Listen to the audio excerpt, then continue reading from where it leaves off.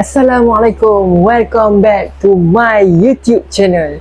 Sebelum tu, kita layan intro dulu.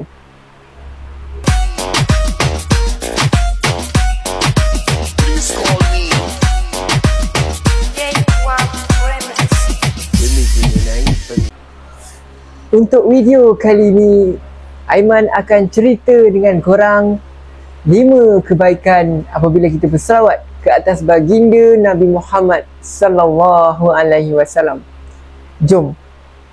Baginda Nabi Muhammad sallallahu alaihi wasallam adalah rasul kita, nabi kita.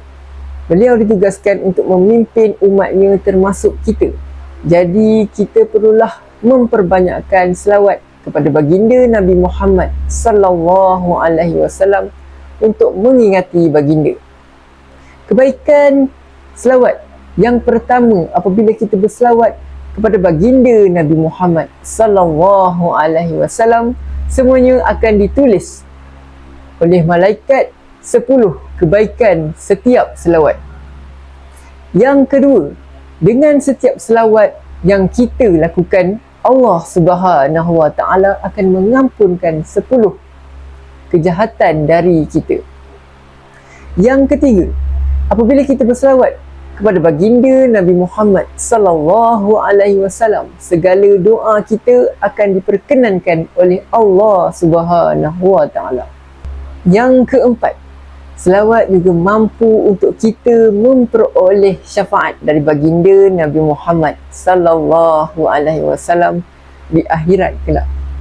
Dan yang terakhir, selawat akan mendapat keampunan daripada Allah Subhanahu wa taala serta akan ditutup setiap keaiban diri kita.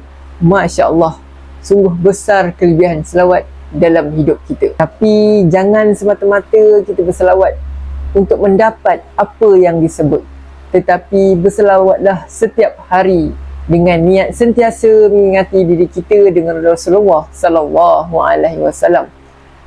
Semoga Allah Subhanahu wa taala melihat kesungguhan kita untuk memperbanyakkan ingat diri kita kepada kekasihnya baginda Nabi Muhammad sallallahu alaihi wasallam.